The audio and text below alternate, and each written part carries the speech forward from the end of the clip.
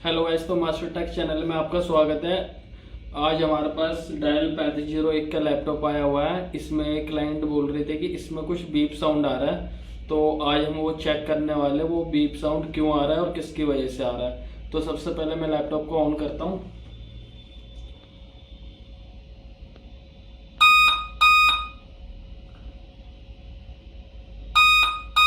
इसमें beep sound आ रहा है, टू बीप आ रही है डेल की। तो आज हम वो चेक करने वाले डेल की टू बीप किस वजह से आती है।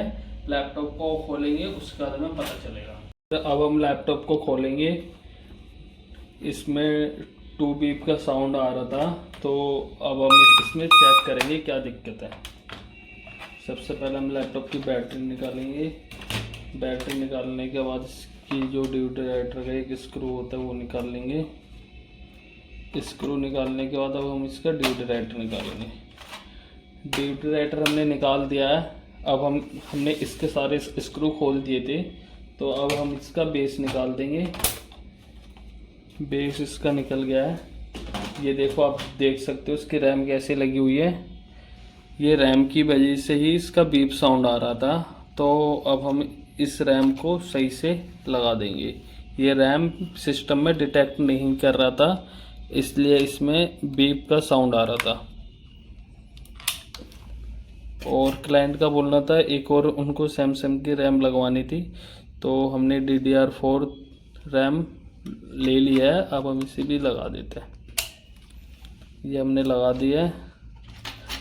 अब हम इसे लगा के सीधा बिना कुछ लगाए चेक करेंगे एक बार क्या है इसमें। अगर हमारा ये जो साउंड का एरर था ये फिक्स हुआ या नहीं हुआ। तो सबसे पहले हम बेस लगा देंगे। बेस लगाने के बाद डीवीडी राइटर लगा देंगे। डीवीडी राइटर हमने लगा दिया। अब बैटरी लगा के इसे ऑन करके चेक करेंगे।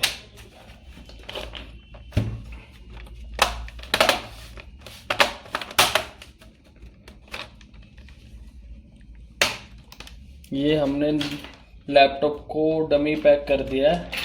अब हम इसे चेक करेंगे टेस्टिंग के लिए, फिर बढ़िया से पैक कर देंगे।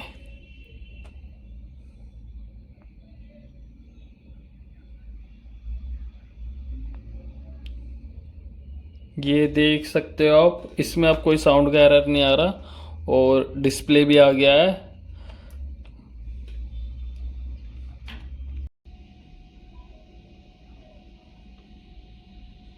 बस हो गया।